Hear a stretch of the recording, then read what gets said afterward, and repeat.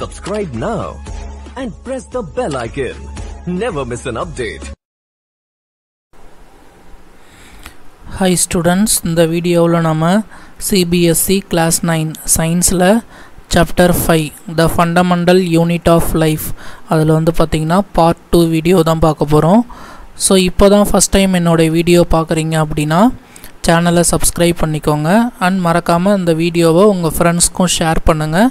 வாங்க இந்த வீடியோக்குள்ளே போகலாம். ஸோ இதுக்கு முன்னாடி வீடியோவில் செல்னா என்ன, அதை ஏன் வந்து ஃபண்டமெண்டல் யூனிட் ஆஃப் லைஃப் அப்படின்னு சொல்கிறோம், செல் தியரி யார் கொண்டு வந்தது, செல்லில் இருக்கிற புரோட்டோபிளாசம் அது யார் கண்டுபிடிச்சது, அதுக்கு அடுத்தது வந்து பார்த்திங்கன்னா அதை எப்படி வந்து பார்த்தாங்க, ஃபஸ்ட்டு கண்டுபிடிச்சாங்க, அது உள்ள என்னென்ன பார்ட்ஸ்லாம் இருக்குது, யூனிசெல்லுலர் ஆர்கானிசம்னா என்ன, மல்டி செல்லுலர் ஆர்கானிசம்னா என்ன, ஹியூமன் செல்லில் ஒரு செல்லும் வந்து ஸ்ட்ரக்சர் எப்படி இருக்குது, இதெல்லாம் பார்த்துருக்கோம்.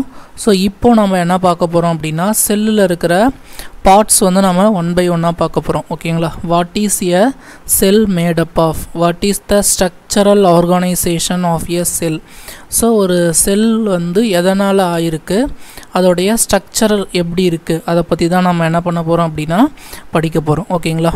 ஸோ இதை நம்ம இன்டெப்த்தாக படிக்கிறதுக்கு முன்னாடி நமக்கு இன்னொரு நாலேஜ் தேவைப்படுது. அதை படிச்சுட்டு அதுக்கப்புறம் வந்து பார்த்திங்க அப்படின்னா நம்ம இதை பார்க்கலாம். ஓகேங்களா? ஸோ ஃபஸ்ட்டு நமக்கு என்ன தெரியணும் அப்படின்னா, இப்போ இது படிக்கிறதுக்கு டிஃப்யூஷன்னா என்ன, ஆஸ்மாசிஸ்னா என்ன அப்படின்ட்டு தெரியணும். ஓகேங்களா?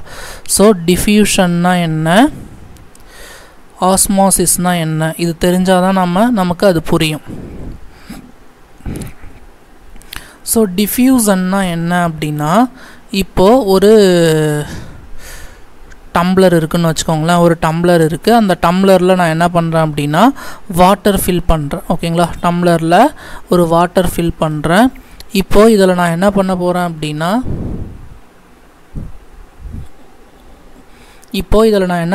அப்படின்னா ஒரு ரெட் இங்க் ட்ராப் வந்து நான் இதில் விட போகிறேன். ஓகே, ஒரு 2-3 ட்ராப்ஸ் நான் விடுறேன் அப்படின்னா, இதை நான் அப்படியே விட்டுட்டேன் அப்படின்னா அந்த ரெட் இங்க் ட்ராப்ஸ் என்ன ஆகும் அப்படின்னா இந்த வாட்டர் ஃபுல்லாக என்ன ஆகும் அப்படின்னா டிஃப்யூஸ் ஆகிடும். அந்த வாட்டர் ஃபுல்லாக டிஃப்யூஸ் ஆகிடும். ஸோ இதுக்கு பேர் தான் வந்து என்ன அப்படின்னா டிஃப்யூஷன் அப்படின்னு சொல்லுவாங்க. ஓகேவா?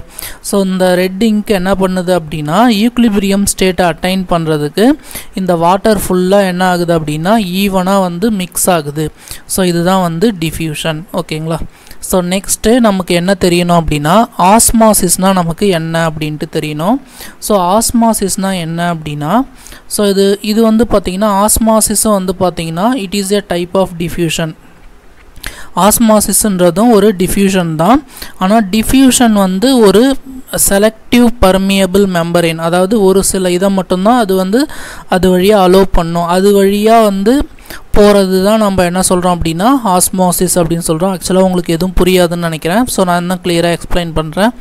ஒரு பெரிய டப் இருக்குதுன்னு வச்சுக்கோங்களேன். இதுதான் ஒரு பெரிய டப். இப்போ இதில் நான் நடுவில் என்ன பண்ணுறேன் அப்படின்னா ஒரு பர்மியபிள் மெம்பரேன் வச்சிட்றேன். ஓகேவா? ஸோ பர்மியபிள் மெம்பரேன்னா இதை தாண்டி இதிலேருந்து இந்த சைடு ஒரு சில இது தான் போகும், இதிலேருந்து இந்த சைடு ஒரு சில இது தான் போகும். ஸோ அந்த மாதிரி ஒரு சில இதை மட்டும் பர்மிட் பண்ணுற ஒரு செலக்டிவ் பர்மியபிள் மெம்பரேன்னு வச்சிட்றேன். இப்போ நான் என்ன பண்ண போகிறேன் அப்படின்னா இதில் 2 சைடும் வந்து பார்த்திங்க அப்படின்னா நான் வாட்டர் ஃபில் பண்ணிடுறேன். ஓகேவா? ஸோ இதில் நான் 2 சைடும் வந்து பார்த்திங்க அப்படின்னா வாட்டர் ஃபில் பண்ணிடுறேன். ஓகேங்களா? ஸோ இப்போது இதில் என்ன நடக்குது, இதில் 2 சைடுமே வந்து ஈவனாக நான் வாட்டர் ஃபில் பண்ணிடுறேன். இதில் இதுவும் வந்து கான்டாக்டில் இல்லை. சைடு ஏவும் சைடு பியும் வந்து பார்த்திங்கன்னா கான்டாக்டில் இல்லை. ஓகேங்களா?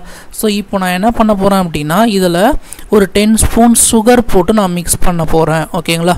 ஸோ இதில் நான் ஒரு 10 ஸ்பூன் வந்து சுகர் போட்டு நான் என்ன பண்ண போகிறேன் மிக்ஸ் பண்ண போகிறேன். ஸோ நம்ம செகண்ட் சாப்டர் படிக்கும்போதே படித்தோம். இப்போ வாட்டர் சுகர் சொல்யூஷனில்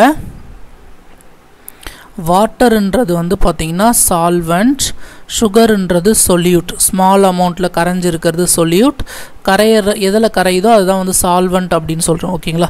ஸோ இப்போது நான் இதில் என்ன பண்ணுறேன் அப்படின்னா இதில் நான் என்ன பண்ணுறேன் அப்படின்னா நான் சுகர் போட்டு மிக்ஸ் பண்ணிடுறேன். இதில் நான் என்ன பண்ணுறேன் அப்படின்னா சும்மா ஒரு 2 ஸ்பூன், இதில் வந்து 10 ஸ்பூன் நான் சுகர் போட்டு மிக்ஸ் பண்ணிட்டேன். இதில் ஒரு 2 ஸ்பூன் சுகர் மட்டும் நான் போட்டு மிக்ஸ் பண்ணியிருக்கேன். ஓகேங்களா? ஸோ நல்லா கவனிங்க. இப்போது இதில் வந்து பார்த்தீங்க அப்படின்னா சுகருடைய கான்சன்ட்ரேஷன் அதிகமாக இருக்குது. இந்த இதில் வந்து பார்த்தீங்கன்னா சுகருடைய கான்சன்ட்ரேஷன் கம்மியாக இருக்குது. ஓகேவா? ஸோ இதில் வந்து இதில் சுகர் கான்சன்ட்ரேஷன் அதிகமாக இருக்குது, ஏல சுகர் கான்சன்ட்ரேஷன் கம்மியாக இருக்குது.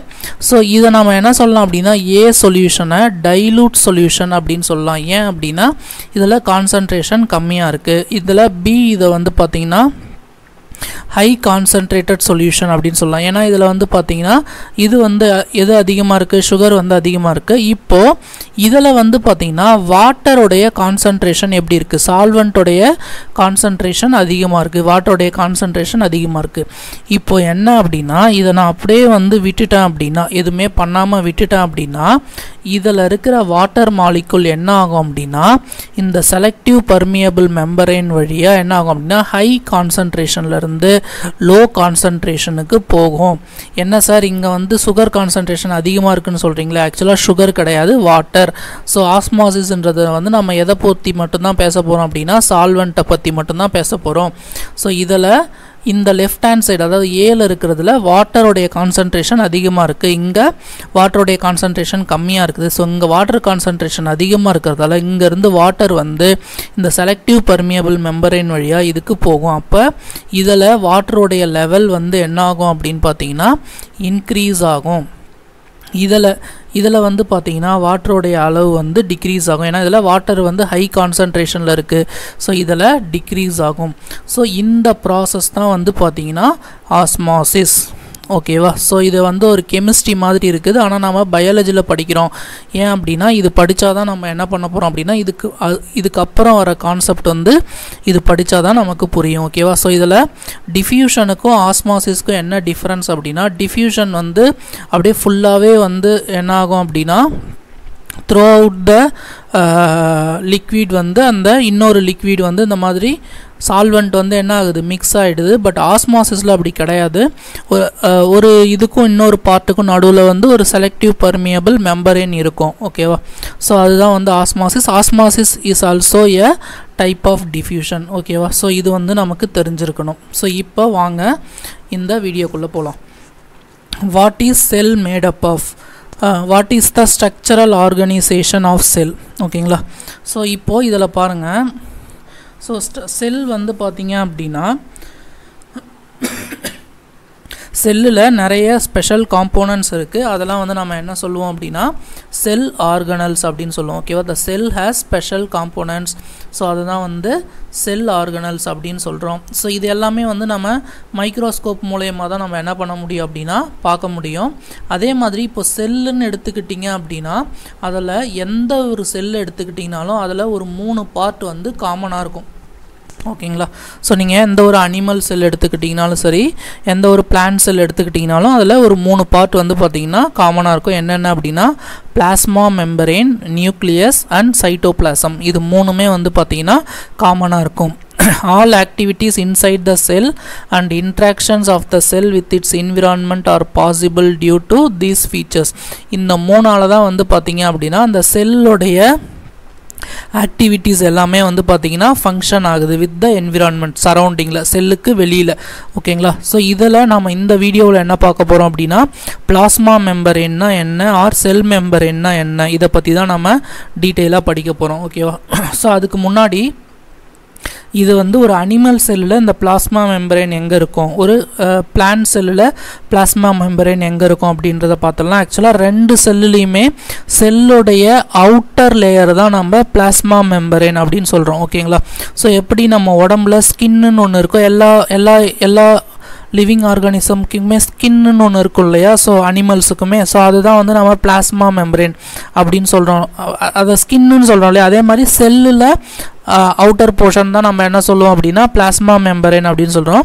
ஆக்சுவலாக அனிமல் செல் பிளான்ட் செல் ரெண்டுத்துக்கும் டிஃப்ரெண்ட் இருக்குது. அனிமல் செல்லில் அவுட்டர் போர்ஷன்றது பிளாஸ்மா மெம்பரேன் தான். இது வழியாக தான் வந்து வாட்டர் உள்ளே போகிறதும் வாட்டர் வெளியில் வர்றதும் CO2 உள்ளே போகிறதும் CO2 வெளியில் வர்றதும் ஆக்சிஜன் உள்ளே போகிறதும் ஆக்சிஜன் வெளியில் வர்றதும் இது வழியாக தான் நடக்குது. அதே மாதிரி அனிமல் செல்லில் வந்து பார்த்திங்கன்னா அவுட்டர் லேயர் வந்து பிளாஸ்மா மெம்பரேன் தான். பிளான்ட் செல்லில் பிளாஸ்மா மெம்பரேனுக்கு வெளியில் செல் வால் இருக்கும், ஆனால் அனிமல் செல்லில் செல் வால் இருக்காது. ஓகேங்களா? ஸோ ஆக்சுவலாக பிளாஸ்மா மெம்பரேன் தான் வந்து அவுட்டர் லேயர் அப்படின்னே சொல்லலாம். ஸோ இதை வந்து நான் உங்களுக்கு காமிக்கிறேன். ஸோ இதுதான் வந்து பார்த்திங்கன்னா ஒரு அனிமல் செல்லுடைய ஸ்ட்ரக்சர். ஓகேவா? ஸோ ஒரு அனிமலோடைய ஏதோ ஒரு பார்ட் எடுத்து நம்ம ஜூம் பண்ணி பார்த்தோம் அப்படின்னா மைக்ரோஸ்கோப்பில் பார்த்தோம் அப்படின்னா அது இந்த மாதிரி தான் இருக்கும். இதில் இந்த அவுட்டர் போர்ஷன், ஸோ அதுதான் வந்து பார்த்திங்கன்னா நம்ம cell membrane or plasma membrane அப்படின்னு சொல்கிறோம். ஓகேங்களா? ஸோ இந்த அவுட்டர் வால் மாதிரி இருக்குது பாருங்கள்.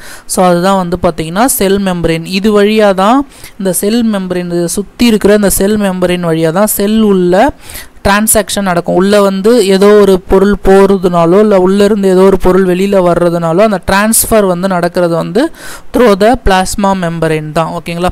ஸோ இப்போ நம்ம ஆஸ்மாசிஸ்னு ஒரு ப்ராசஸ் பார்த்தோம் இல்லையா, அதில் நடுவில் ஒரு செலக்டிவ் பெர்மியபிள் மெம்பரேன் ஒரு இது இருந்தது இல்லையா, அந்த மாதிரி தான் வந்து இந்த பிளாஸ்மா மெம்பரேன் ஆக்ட் ஆகும். ஸோ இந்த ஆஸ்மாசிஸ் ப்ராசஸில் நடுவில் வந்து பார்த்திங்கன்னா இங்கே ஒரு செலக்டிவ் பர்மியபிள் மெம்பரேன் அப்படின்னு இருந்தது இல்லையா, செலக்டிவ் பர்மியபிள் மெம்பரேன். ஸோ இந்த மாதிரி தான் வந்து பார்த்திங்கன்னா இதுதான் வந்து செலக்டிவ் பர்மியபிள் மெம்பரேன். ஸோ இது எப்படி ஆக்ட் பண்ணுதோ அதே மாதிரி தான் வந்து இந்த பிளாஸ்மா மெம்பரேன் ஆக்ட் ஆகும். ஓகேங்களா? ஸோ இப்போது இது வந்து அனிமல் செல். ஓகேங்களா? ஸோ அனிமல் செல்லுடைய ஸ்ட்ரக்சர் இப்படி தான் இருக்கும். ஸோ அனிமல் செல்லில் அவுட்டர் லேயர் வந்து பிளாஸ்மா மெம்பரேன் தான். ஸோ இது வந்து பார்த்திங்கன்னா பிளான்ட் செல்லுடைய ஸ்ட்ரக்சர். ஓகேங்களா? ஸோ பிளான்ட் செல்லில் இதையும் அவுட்டர் லேயர் வந்து பிளாஸ்மா மெம்பரேன் தான். ஆனால் அந்த பிளாஸ்மா மெம்பரேனுக்கு அவுட்டரில் இன்னொன்று இருக்கும், அது வந்து பார்த்திங்கன்னா செல் வால். ஸோ இது வந்து பார்த்திங்கன்னா அனிமல் செல்லுக்கும் பிளான்ட் செல்லுக்கும் இருக்கிற மேஜர் டிஃப்ரென்ஸ். ஓகேங்களா? அனிமல் செல்லுக்கும் பிளான்ட் செல்லுக்கும் இருக்கிற மேஜர் டிஃப்ரென்ஸ் என்ன அப்படின்னா செல் வால். ஓகேங்களா? அனிமல் செல்லில் செல் வால் இருக்காது, பிளான்ட் செல்லில் செல் வால் இருக்கும். ஓகேங்களா? ஸோ இது வந்து தெரிஞ்சுக்கோங்க. இப்போ வாங்க இந்த பிளாஸ்மா மெம்பரேன் பற்றி பார்க்கலாம். ஸோ இந்த பிளாஸ்மா மெம்பரேன் பாருங்கள், this is the outermost covering of the cell that separates the contents of the cell from its external environment. So இதுதான் outermost part. இதுதான் வந்து environmentையும் செல்லையும் வந்து செப்பரேட் பண்ணுது. The plasma membrane allows or permits the entry or exit of some material in and out of the cell. So இது வழியாக தான் ஒரு சில மெட்டீரியல் வந்து உள்ளே போகுது, ஒரு சில மெட்டீரியல் வெளியில் வருது. ஸோ இதை வந்து நம்ம என்ன சொல்லுவோம் அப்படின்னா செலக்டிவ் பர்மியபிள் மெம்பரேன் அப்படின்னு சொல்லுவோம். ஏன் அப்படின்னா it also prevents the movement of some materials. The cell membrane therefore is called selective permeable membrane. இது வந்து எல்லா பொருளையுமே என்ன பண்ணாது, உள்ளே அனுப்பாது, வெளியில் விடாது. ஒரு சில பொருளை மட்டும்தான் உள்ளே அலோவ் பண்ணும், ஒரு சில பொருளை மட்டும்தான் உள்ளே இருந்து வெளியில் வர்றதுக்கு அலோவ் பண்ணும். ஸோ அதனால் இது செலக்டிவாக உள்ளே போகிறதால இப்போ ஒரு சில பேங்க்கெல்லாம் போனீங்க அப்படின்னா மேனேஜர் ரூம்னு ஒன்று இருக்கும். அங்கே வந்து பார்த்திங்கன்னா டோரில் என்ட்ரி ரெஸ்ட்ரிக்டட் அப்படின்னு போட்டிருப்பாங்க. அதோட மீனிங் என்ன, உள்ளே வந்து எல்லாருமே போக முடியாது. ஓகேவா? பேங்க் எம்ப்ளாயீஸ் இல்லை வந்து ஒரு விஐபிஸ் அந்த மாதிரி தான் நம்ம என்ன பண்ண முடியும், அந்த மேனேஜர் ரூமில் போயிட்டு மேனேஜரை மீட் பண்ண முடியும். ஸோ அது என்ட்ரி ரெஸ்ட்ரிக்டட்னு போட்டிருக்காங்களே, அதே மாதிரி தான் இதெல்லாம் இந்த செலக்டிவ் பர்மியபிள் மெம்பரின் வந்து எல்லாத்தையுமே அலோவ் பண்ணாது. ஒரு சில இதை மட்டும்தான் உள்ளே போகிறதுக்கும் இல்லை உள்ளேருந்து வெளியில் வர்றதுக்கும் அலோவ் பண்ணும். அதனால தான் இதை வந்து பார்த்திங்கன்னா செலக்டிவ் பர்மியபிள் மெம்பரின் அப்படின்னு சொல்கிறோம். ஓகேவா? ஆக்சுவலாக புக்கில் ஒரு கொஷின் இருக்கு, இங்க வந்து பாத்தீங்கன்னா இருக்கு, why is the plasma membrane called a selectively permeable membrane? So வந்து பிளாஸ்மா மெம்பரேனை ஏன் வந்து செலக்டிவ்லி பர்மியபிள் மெம்பரேன் அப்படின்னு சொல்கிறோம், அதுதான் வந்து பார்த்தீங்கன்னா இந்த கொஷின். ஓகேங்களா? ஸோ அதுக்கு ஆன்சர் வந்து பார்த்தீங்கன்னா இதுதான்.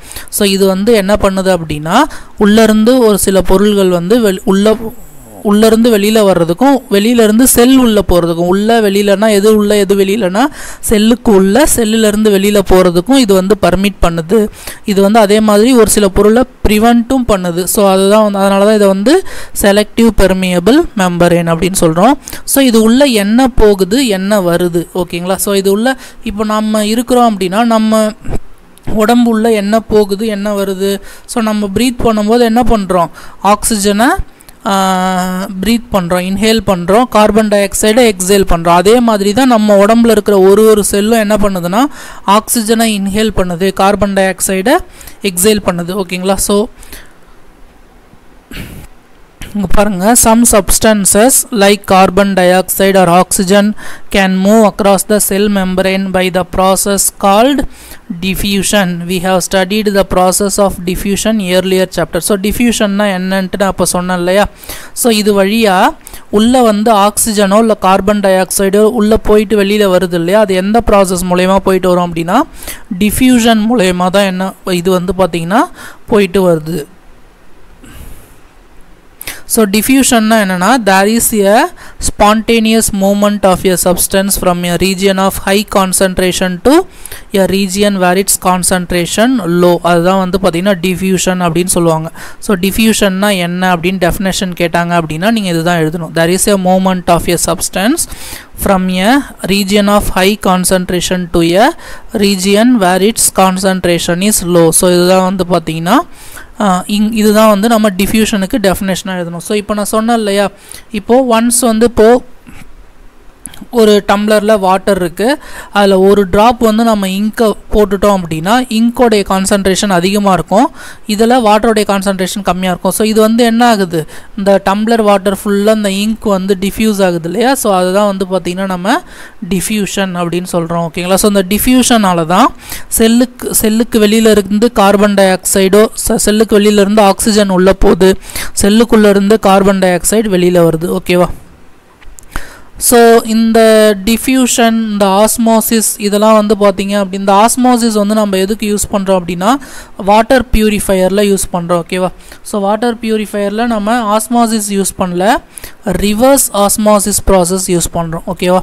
ஸோ ரிவர்ஸ் ஆஸ்மோசிஸ் ப்ராசஸ், ஓகேவா. ரிவர்ஸ் ஆஸ்மோசிஸ் ப்ராசஸ் யூஸ் பண்ணி தான் நம்ம என்ன பண்ணுறோம் அப்படின்னா நம்ம வாட்டரை பியூரிஃபை பண்ணுறோம், ஓகேங்களா. ஸோ ரிவர்ஸ் ஆஸ்மோசிஸ்னால் ஒன்றும் இல்லை, இப்போது இந்த மாதிரி இருக்குது இல்லையா, இப்போ இதில் வாட்டர் கான்சன்ட்ரேஷன் வந்து அதிகமாக இருக்குது, இதில் வந்து பார்த்திங்கன்னா வாட்டர் கான்சன்ட்ரேஷன் லோவாக இருக்குது. இப்போ நம்ம என்ன பண்ணுறோம் அப்படின்னா இதை நம்ம ஒரு ப்ரெஷர் கொடுத்து இப்படி ப்ரெஸ் பண்ணும்போது என்ன ஆகுது அப்படின்னா இங்கேருந்து வாட்டர் வந்து வெளியில் வருது, வாட்டர் வந்து பார்த்திங்கன்னா இந்த சைடு வருது. ஆக்சுவலான மூமெண்ட் வந்து வாட்டரோடைய கான்சன்ட்ரேஷன் எங்கே அதிகமாக இருக்கோ அங்கேருந்து தான் உள்ளே போகும். ஆனால் ரிவர்ஸ் ஆஸ்மாசிஸ் ப்ராசஸில் நாம் என்ன பண்ணுறோம், ப்ரெஷர் கொடுத்து இங்கே இருக்கிற வாட்டரை நம்ம இந்த சைடு கொண்டு வர வைக்கிறோம். ஸோ அதுக்கு பேர் தான் வந்து ரிவர்ஸ் ஆஸ்மாசிஸ். இதனால் வாட்டர் வந்து பியூரிஃபை ஆகுது, ஓகேங்களா. ஸோ இது வந்து ரிவர்ஸ் ஆஸ்மாசிஸ். பட் நம்ம இங்கே ஆஸ்மாசிஸ் ப்ராசஸ் மூலயமா தான் எல்லாமே இது எல்லாமே நடக்குது, ட்ரான்ஸ்ஃபர் எல்லாமே நடக்குது. Something similar to this happen in the cells. For example, some substance like CO2, which is a cellular waste, requires to be exerted out the cell. So நம்ம எக்ஸேல் பண்ணுறோம் இல்லையா, அந்த கார்பன் டை ஆக்சைடு அது எங்கேருந்து வருது, நம்ம உடம்புல இருக்கிற ஒரு செல்லும் வெளியேற்றுற அந்த கார்பன் டை ஆக்சைடு தான் வந்து நம்ம என்ன பண்ணுறோம், நம்ம எக்ஸேல் பண்ணும்போது அதை நம்ம வெளியே தள்ளுறோம். ஸோ அப்போ இந்த கார்பன் டை ஆக்சைடு செல்லிருந்து வெளியில் வரணும் அப்படின்னா அதுக்கு அது எப்படி வெளியில் வரும் அப்படின்னா இப்போ செல் உள்ளே வந்து பார்த்திங்க அப்படின்னா இப்போ இதுதான் வந்து ஒரு செல்லில் பிளாஸ்மா மெம்பரேன் அப்படின்னு வச்சுக்கோங்களேன். Plasma membrane outer portion. இப்போ இது உள்ள CO2ஓட கான்சன்ட்ரேஷன் அதிகமாகும்போது இங்கேருந்து CO2 வந்து என்ன ஆகுது, வெளியில் CO2ஓட கான்சன்ட்ரேஷன் கம்மியாக இருக்கும். அப்போ CO2 கான்சன்ட்ரேஷன் ஹை ரீஜியன்லேருந்து இந்த பிளாஸ்மா மெம்பரேன் அதாவது செலக்டிவ் பெர்மியபிள் மெம்பரேன் வழியாக வெளியில் வருது. இது வந்து கார்பன் டை ஆக்சைடு வெளியில் வருது. இதே மாதிரி இப்போ செல் இருக்குது அப்படின்னா இது பிளாஸ்மா மெம்பரேன். இப்போ செல்லுக்கு வெளியில் வந்து பார்த்திங்கன்னா ஆக்சிஜன் இருக்கும். இந்த ஆக்சிஜனுடைய கான்சன்ட்ரேஷன் செல்லுக்கு வெளியில் அதிகமாக இருக்கும், செல்லுக்குள்ளே கம்மியாக இருக்கும். அப்போ ஆக்சிஜன் என்ன பண்ணுது, செல்லுக்கு வெளியில் இருந்து ஆஸ்மாசிஸ் ப்ராசஸ் மூலயமா என்ன பண்ணுது, டிஃப்யூஷன் ப்ராசஸ் மூலயமா உள்ளே போகுது, ஓகேங்களா. ஸோ அதுதான் கொடுத்துருக்காங்க. த accumulation in high concentration inside the cell. அப்போ CO2 வந்து உள்ள செல்லுக்குள்ளாரே accumulate ஆகுது, அதனால CO2 உடைய concentration வந்து அதிகமாகுது. In the cell's external environment the concentration of CO2 is low as compared to that inside cell. அப்போ செல்லுக்கு வெளியில CO2 உடைய concentration கம்மியா இருக்குது, செல்லுக்குள்ள CO2 concentration அதிகமா இருக்குது. ஸோ அப்போ ஆஸ்மாசிஸ் ப்ராசஸ் மூலமா என்ன ஆகுது, CO2 செல்லுக்குள்ள இருந்து வெளியில வருது. As soon as there is a difference of concentration of CO2 inside and outside of a cell, CO2 moves out of the cell. So அந்த கான்சன்ட்ரேஷனுக்கு ஒரு பர்டிகுலர் டிஃபரன்ஸ்க்கு மேலே போகும்போது உள்ள இருக்கிற CO2 வந்து வெளியில் வருது. From a high concentration to a region of low concentration outside the cell by a process diffusion. So diffusion process மூலமா வெளியில் வருது. Similarly, O2 enters the cell by the process of diffusion when the level of concentration O2 inside the cell decreases. அப்போ O2 வந்து எப்போ உள்ளே போகும், உள்ள செல்லுக்குள்ளே இருக்கிற ஆக்சிஜனோட அளவு வந்து குறையும் போது செல்லுக்கு உள்ள ஆக்சிஜன் அளவு குறையும், செல்லுக்கு வெளியில் ஆக்சிஜனோட அளவு அதிகமாக இருக்கும். அப்போ ஹை கான்சன்ட்ரேஷன் வெளியில் இருக்குது, லோ கான்சன்ட்ரேஷன் உள்ளே இருக்குது. இப்போ வந்து வெளியிலேருந்து உள்ளே வந்து என்ன ஆகும் அப்படின்னா வாட்டர் வந்து ஆக்சிஜன் வந்து ட்ரான்ஸ்ஃபர் ஆகுது. ஸோ இது டிஃப்யூஷன் தான் வந்து பார்த்தீங்கன்னா it plays a major role. ஓகேவா, when it plays a major role in gaseous exchange between the cells as well as cell and the external environment. Okay va, so cellukku nadula the CO2 transformation and oxygen வந்து transfer ஆகிறதுக்கு main reason என்ன அப்படின்னா osmosis. ஓகேங்களா, so இதுவும் வந்து பார்த்தீங்க அப்படின்னா இங்கே கேட்டிருக்காங்க, இங்கே வந்து கொஷினில் கேட்டிருக்காங்க, அதை நான் காமிக்கிறேன். ஸோ இந்த கொஷின் பாருங்கள், how do substances like CO2 and water move in and out of the cell. So அது வந்து எது மூலயமா மூவ் ஆகுது அப்படின்னா கான்சன்ட்ரேஷன். ஓகேவா, கான்சன்ட்ரேஷன் டிஃப்ரென்ஸ் மூலயமா ஆஸ்மோசிஸ் ப்ராசஸ் மூலயமா மூவ் ஆகுது. அதாவது அந்த கொஷினுக்கு நீங்கள் ஆன்சர் என்ன எழுதணும் அப்படின்னா, இப்போ செல்லுக்கு உள்ள CO2ன்றது வந்து பார்த்தீங்கன்னா ஒரு வேஸ்ட். ஸோ இது ஃபுல்லாக அக்குமுலேட் ஆகும்போது செல்லுக்கு வெளியில் CO2 கான்சன்ட்ரேஷன் கம்மியாக இருக்கும். இந்த கான்சன்ட்ரேஷன் வந்து ஒரு டிஃப்ரென்ஸ்க்கு மேலே போகும்போது என்ன ஆகும் அப்படின்னா உள்ளே இருக்கிற CO2 டிஃப்யூஷன் மூலயமா, டிஃப்யூஷன் ப்ராசஸ் மூலயமா என்ன ஆகுது, வெளியில் வருது. ஆக்சுவலாக டிஃப்யூஷன்றது, ஸோ இங்கே நான் சொன்னேன் இல்லையா, இதுதான் டிஃப்யூஷன். இந்த மழை காலத்திலலாம் வந்து பார்த்திங்கன்னா வெளியில் வீட்டுக்கு வெளியில் மழை பெய்யும் போது அதிகமாக மழை பெஞ்சதுன்னா செவரில் வந்து தண்ணி ஊறி உள்ளே வரும், பார்த்துருக்கீங்களா?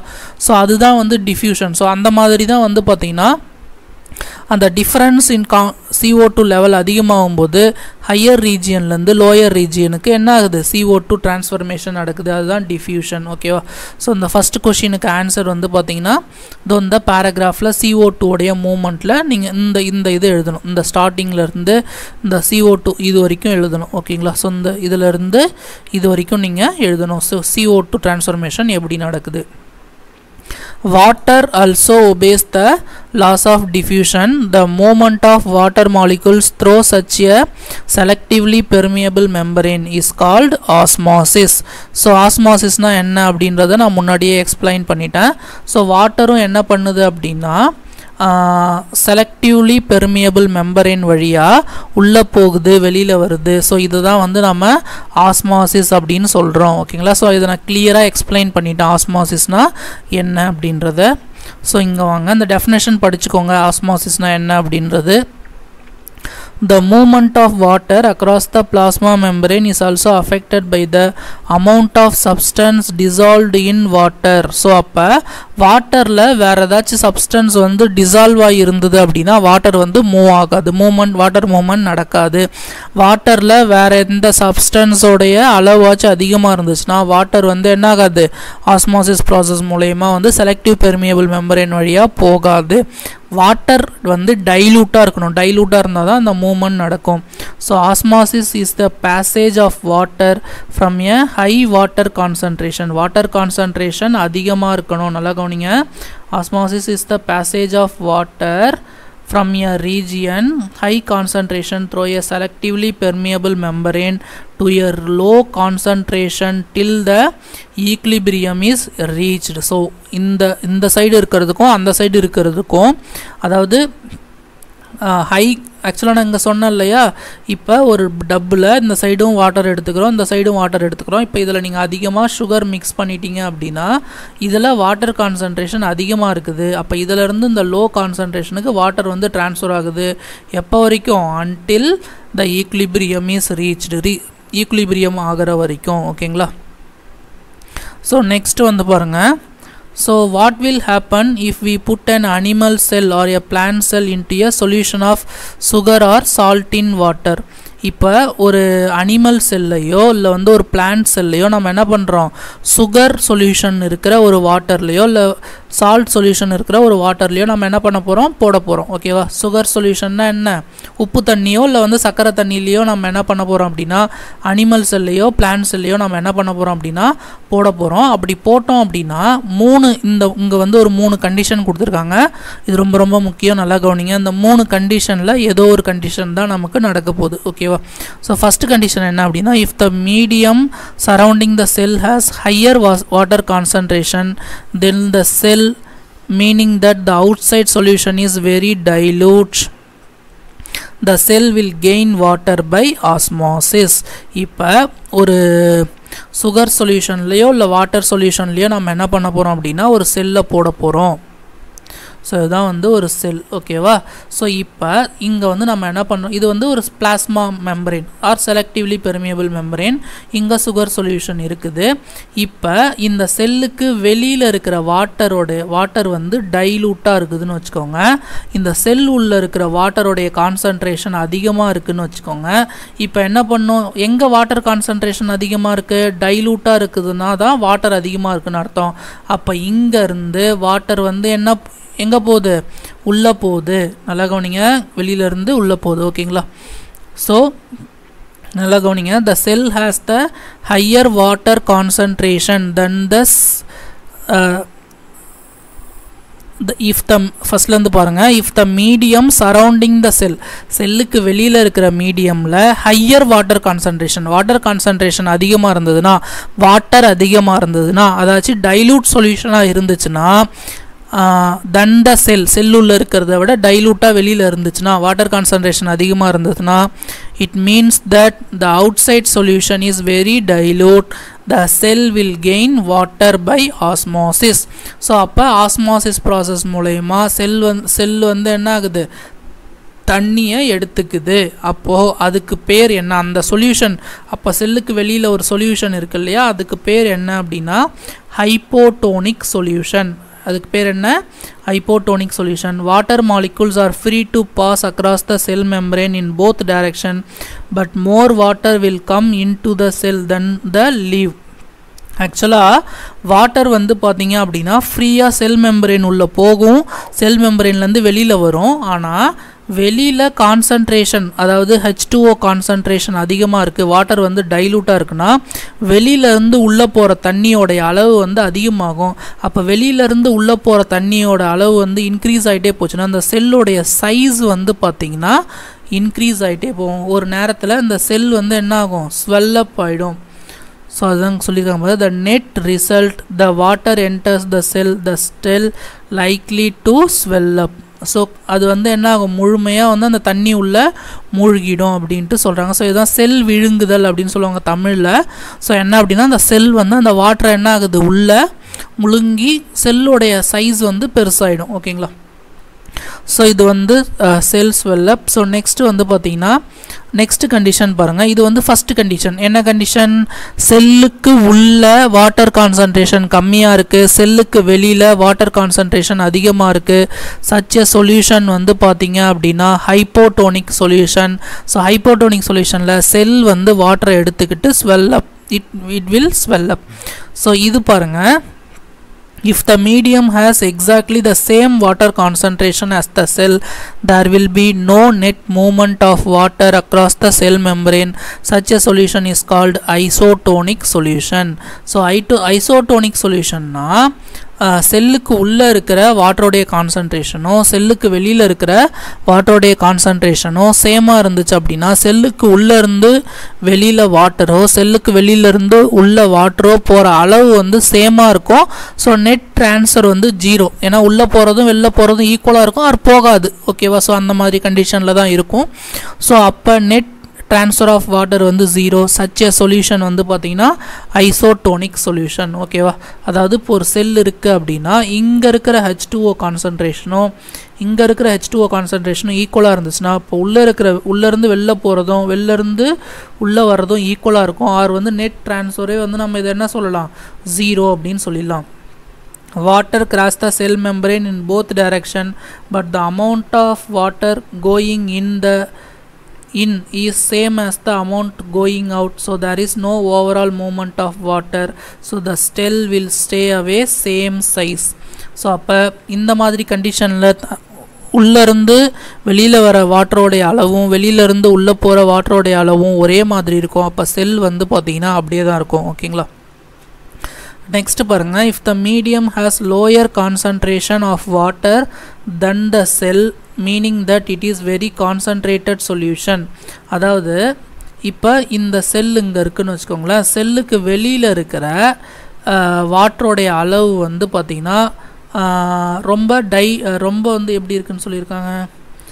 If the medium has lower concentration of water, that means it is very concentrated solution.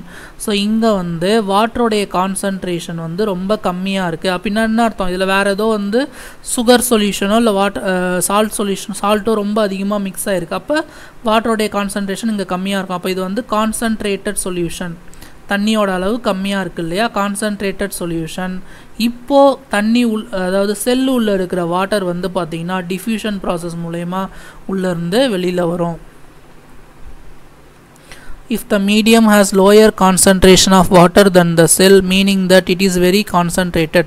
வெளியில் வந்து பார்த்திங்கன்னா வாட்டர் கான்சன்ட்ரேஷன் கம்மியாக இருந்துச்சுன்னா, வாட்டரோடைய அளவு கம்மியாக இருந்ததுன்னா அதை வந்து கான்சன்ட்ரேட்டட் சொல்யூஷன் சொல்லுவோம். அப்படின்னா சுகரோ இல்லை சால்ட்டோ அதிகமாக இருக்குது. So the cell will lose water by osmosis. Such a solution is called hypertonic solution. Cell வந்து வாட்டரை கெயின் பண்ணுச்சு அப்படின்னா அது ஹைப்போடோனிக். ஓகேவா? செல் வந்து வாட்டரை கெயின் பண்ணுச்சு அப்படின்னா அது ஹைப்போடோனிக். எதனால் கெயின் ஆகுது அப்படின்னா வெளியில் இருக்கிற வாட்டரோடைய கான்சன்ட்ரேஷன் அதிகமாக இருந்ததுன்னா, வெளியில் இருக்கிற வாட்டர் டைலூட்டாக இருந்ததுன்னா செல்லு வாட்டரை எடுத்துக்கும். இது ஹைப்போடோனிக். வெளியில் இருக்கிற வாட்டரோடைய கான்சன்ட்ரேஷனும் உள்ளே இருக்கிற செல்லுக்குள்ளே இருக்கிற வாட்டரோடைய கான்சன்ட்ரேஷனும் ஈக்குவலாக இருந்துச்சுன்னா அந்த பிளாஸ்மா மெம்பரேன் வழியாக செல்லுக்கு உள்ளே வர வாட்டரும் பிளாஸ்மா மெம்பரேன் வழியாக செல்லுக்கு வெளியில் போகிற வாட்டரும் ஈக்குவலாக இருக்கும். இதுக்கு பேர் என்ன அப்படின்னா ஐசோடோனிக். மூணாவது ஹைப்பர்டோனிக்னா என்ன அப்படின்னா செல்லுக்கு வெளியில் வாட்டர் கான்சன்ட்ரேஷன் கம்மியாக இருக்குது அப்படின்னா அந்த சொல்யூஷன் வந்து ரொம்ப கான்சன்ட்ரேட்டட் சொல்யூஷனாக இருக்குது அப்படின்னா வேறு ஏதோ சுகரோ சால்ட்டோ ரொம்ப அதிகமாக இருந்ததுன்னா செல்லுலேருந்து வாட்டர் வந்து வெளியில் போகும். சச் எ சொல்யூஷன் வந்து பார்த்திங்கன்னா ஹைப்பர்டோனிக் சொல்யூஷன். ஸோ அப்போ water crosses the cell membrane in both direction, but the time water leaves the cell than enters it. அப்போ இந்த மாதிரி டைமில் வந்து பார்த்திங்கன்னா வாட்டர் வந்து வெளியில் போகிற அளவு அதிகமாக இருக்கும். So the cell will shrink. ஓகேங்களா? செல் வந்து மூழ்கிடும் அப்படின்னு சொல்கிறாங்க. ஸோ அப்போ இந்த செலக்டிவ் பெர்மியபிள் மெம்பரேன் அது வழியாக இந்த வாட்டர் உள்ளே போகிறது வெளியில் வர்றது வந்து பார்த்திங்கன்னா ஒரு மேஜர் திங்காக இருக்குது ஆஸ்மாசிஸ் ப்ராசஸ். ஓகேவா? செல்லில். ஓகேங்களா? ஸோ இதில் செல் மெம்பரேன் அப்படின்னா பிளாஸ்மா மெம்பரேன்னா என்ன அப்படின்னு தெரிஞ்சுக்கோங்க. ஸோ பிளான்ட் செல்லுலையும் சரி அனிமல் செல்லையும் சரி இந்த அவுட்டர் போர்ஷன் தான் வந்து பிளாஸ்மா மெம்பரேன். இது வந்து ஒரு செலக்டிவ் பெர்மியபிள் மெம்பரேன். ஆனால் வந்து அனிமல் செல்லில் பிளாஸ்மா மெம்பரேன் தான் வெளியில் இருக்கும். பட் பிளான்ட் செல்லில் பிளாஸ்மா மெம்பரேனுக்கு வெளியில் செல் வால் இருக்கும். ஓகேங்களா? ஸோ அதுவும் தெரிஞ்சுக்கோங்க. ஸோ அடுத்தது வந்து பார்த்திங்கன்னா ஸோ இங்கே பாருங்கள், unicellular or fresh water organisms and most plant cells tend to gain water through osmosis. So இந்த யூனிசெல்லுலார் ஆர்கானிசம், அதாவது ஃப்ரெஷ் வாட்டரில் இருக்கிற அந்த ஆர்கானிசம் எல்லாமே என்ன பண்ணும் அப்படின்னா வாட்டரை ஆஸ்மாசிஸ் மூலயமா எடுத்துக்கும். Absorption of water by plant roots is also example of osmosis. அதாவது பிளான்ட் ரூட் இருக்கு இல்லையா, பிளான்ட்டோடைய வேர், அதில் வந்து நிலத்துலேருந்து தண்ணியை எடுத்துக்கிறது வந்து எந்த ப்ராசஸ் மூலயமா எடுத்துக்குது அப்படின்னா ஆஸ்மோசிஸ் மூலயமா தான் எடுத்துக்குது. The diffusion is important in exchange of gases and water in the life of a cell. அப்போ செல்லுக்கு வந்து உள்ளேருந்து வெளியில் போகிற, வெளியிலேருந்து உள்ளே வர கேஸஸ் அண்ட் வாட்டர் டிஃப்யூஷன் தான் ஒரு மேஜர் பார்ட் ப்ளே பண்ணுது செல்லோடைய லைஃப்பில். In addition to this the sell also obtained nutrition from its environment. So இது இல்லாமல் நியூட்ரிஷியனையும் அது வந்து என்ன பண்ணுது, இந்த பிளாஸ்மா மெம்பரேன் வழியாக எடுத்துக்குது. Different molecules move in and move out of the cell through the type of transport requiring use of energy. So எனர்ஜியை யூஸ் பண்ணி நிறைய இது வந்து செல் உள்ளேருந்து வெளியிலையும் செல்லுக்கு வெளியிலேருந்து உள்ளேயும் போகுது. The plasma membrane is flexible and is made up of organic molecules called lipids and proteins. So இந்த பிளாஸ்மா மெம்பரேன் வந்து எதால் ஆயிருக்கு அப்படின்னா லிப்பிட்ஸ் அண்ட் ப்ரோட்டீன்ஸால் ஆயிருக்கு.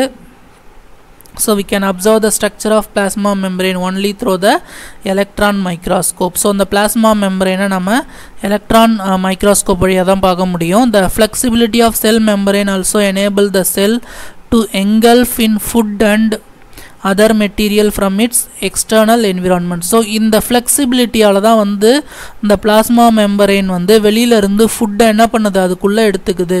ஸோ இதுக்கு such process are called endocytosis. So இந்த செல்லுக்கு அந்த ஃப்ளெக்சிபிலிட்டி ஆஃப் பிளாஸ்மா மெம்பரேன் வந்து ஃப்ளெக்சிபிளாக இருக்கிறதால தான் வெளியிலேருந்து ஃபுட்டை உள்ளே எடுத்துக்குது, ஃபுட்டையும் சரி அதர் மெட்டீரியலும் சரி. ஓகேவா? ஸோ இந்த ப்ராசஸ்க்கு பேர் எண்டோசைட்டோசிஸ். இதுக்கு வந்து பார்த்திங்கன்னா ஒரு பெஸ்ட் எக்ஸாம்பிள் வந்து அமீபான்ற யூனிசெல்லுலார் ஆர்கானிசம். ஓகேங்களா? ஸோ இது வரைக்கும் தான் நம்ம பிளாஸ்மா மெம்பரேன் ஃபுல்லாக பார்த்தாச்சு. So cell membrane or plasma membrane. So இதை வந்து பார்த்திங்கன்னா plasma cell membrane or plasma மெம்பரேனுக்கு இன்னொரு பேர் தான் வந்து பார்த்திங்கன்னா செல் மெம்பரேன். ஸோ இதை வந்து பிளாஸ்மா லெம்மா அப்படின்னு கூட சொல்லுவாங்க. It is limiting boundary of each cell which separate the cytoplasm from its surrounding. So செல்லுக்குள்ளே இருக்கிற அந்த இதை தான் வந்து சைட்டோபிளாசம் சொல்லுவாங்க. ஸோ சைட்டோபிளாசமையும் சரௌண்டிங்கையும் செப்பரேட் பண்ணுறது தான் அந்த செல் மெம்பரேன். ஸோ இது வந்து பார்த்திங்கன்னா both plant cell as well as animal cell ரெண்டு செல்லையுமே இருக்குது. So it is the outermost covering of the cell in case of animal cell. So அனிமலில் இதுதான் வந்து அவுட்டர் மோஸ்ட் கவரிங். இன்கேஸ் வந்து பிளான்ட் செல்லாக இருந்ததுன்னா நான் சொன்னேன் இல்லையா, வெளியில் வந்து செல் வால் இருக்கும், செல் வால்குள்ளே தான் வந்து இந்த செல் மெம்பரேன் இருக்கும். ஓகேவா? ஸோ நான் இப்போ காமிச்சேன் இல்லையா டயக்ராமில். ஸோ பிளான்ட் செல்லில் வந்து பார்த்திங்கன்னா செல் வால்க்கு வெளியில் தான் பிளாஸ்மா மெம்பரேன் இருக்கும். பட் அனிமல் செல்லில் பிளாஸ்மா மெம்பரேன் தான் அவுட்டர் போர்ஷனே. ஓகேவா? ஸோ இதில் பிளாஸ்மா மெம்பரேன் தான் outer portion. It is made up of proteins and lipids where proteins are sandwiched between bilayer of lipids. So இதில் protein and lipids தான் இது mat ஆயிருக்கு. Plasma membrane is selectively permeable membrane. It allows or permits the entry and exit of some materials in and out of the cell. So இது வந்து selectively permeable membrane. So இது என்ன பண்ணுது, எல்லாத்தையும் வந்து ஒரு சில மெட்டீரியல்ஸை அலோவ் பண்ணும், ஒரு சில மெட்டீரியல் அலோவ் பண்ணாது. அதனால தான் இதுக்கு பேர் வந்து செலக்டிவ்லி பெர்மியபிள் மெம்பரேன். ஓகேவா? ஸோ இந்த சிங்கர் அண்ட் நிக்கோல்சன் அவர் தான் வந்து பார்த்திங்க அப்படின்னா இந்த பிளாஸ்மா மெம்பரேனுடைய மாடலை கொடுத்தாரு. ஓகேவா? ஸோ அக்கார்டிங் டு தெம் இவங்க ரெண்டு பேருடைய கருத்துப்படி it consist of protein layer sandwiched between 2 layers of lipids. ஸோ லிப்பிட் லேயரால் இது வந்து ஆயிருக்கு அப்படின்ட்டு சொல்கிறாங்க. ஸோ இதோடைய திக்னஸ் வந்து பார்த்திங்கன்னா 75 ஆங்ஸ்ட்ராங். ஓகேவா? ஸோ ஆங்ஸ்ட்ராங்னா 10⁻⁻10 மீட்டர்னு அர்த்தம். ஸோ இதை வந்து 0.000 ஒரு 80 போட்டு அப்புறம் 75 மீட்டர் போட்டிங்கன்னா எவ்வளோ சின்னதோ அந்த அளவுக்கு வந்து இந்த பிளாஸ்மா மெம்பரேன் சின்னது. ஓகேவா? ஸோ இது வந்து ஃப்ளெக்சிபிள், மடிக்கிற மாதிரி இருக்கும். ஸோ அதே மாதிரி உடையக்கூடியது, ரீயூனிட்டட், உடைஞ்சாலும் மறுபடியும் சேரக்கூடியது. இதெல்லாம் வந்து பிளாஸ்மா மெம்பரேனுடைய ப்ராப்பர்ட்டிஸ். ஸோ இதோடைய ஃபங்க்ஷன் என்ன அப்படின்னா, ஸோ செல்லுக்கு வெளியில் போகிற அந்த காம்பனன்ட்ஸோடைய மூவ்மெண்ட்டை வந்து ரெகுலேட் பண்ணுறது எதுனா அந்த பிளாஸ்மா மெம்பரேன் தான். அதே மாதிரி வந்து ஒரு செல்லை தனியாக பிரித்து காமிக்கிறதும் வந்து பார்த்திங்கன்னா இந்த பிளாஸ்மா மெம்பரேன் தான். ஓகேவா? ஸோ இதில் டிஃப்யூஷன்னா என்னன்னு கொடுத்துருக்காங்க. So solvent and solute particle move to equalize the concentration, அதுதான் சொல்யூஷன். இதுவும் அதே தான், பட் வந்து பார்த்திங்கன்னா the movement is through a semi permeable membrane. Semi பெர்மியபிள்னா செலக்டிவ் பர்மியபிளி மெம்பரேன். ஓகேங்களா? ஸோ இங்கே டிஃப்யூஷனுடைய டெஃபினேஷன், ஆஸ்மாசிஸுடைய டெஃபினேஷன் இருக்குது. ஆஸ்மாசிஸ்க்கு இன்னொரு ப்ராசஸ் என்ன, இன்னொரு நேம் என்ன அப்படின்னா டிஃப்யூஷன் ஆஃப் சால்வெண்ட். ஏன்னா நான் சொன்னேன் இல்லையா, வாட்டர் தான் வந்து வெளியிலேருந்து உள்ளே போகுது, உள்ளேருந்து வெளியில் வருது அப்படின்னு சொல்கிறோம் இல்லையா. ஸோ இதில் இன்னொரு 2 இது நாம் படிக்க போகிறோம். எண்டோஸ்மாசிஸ்னால் என்ன, எக்ஸோஸ்மாசிஸ்னால் என்ன. ஸோ இது வந்து நம்ம தெரிஞ்சிருக்க வேண்டியது. எண்டோஸ்மாசிஸ்னால் சால்வெண்ட் வந்து செல்லுக்குள்ளே போச்சு அப்படின்னா அது வந்து எண்டோஸ்மாசிஸ்.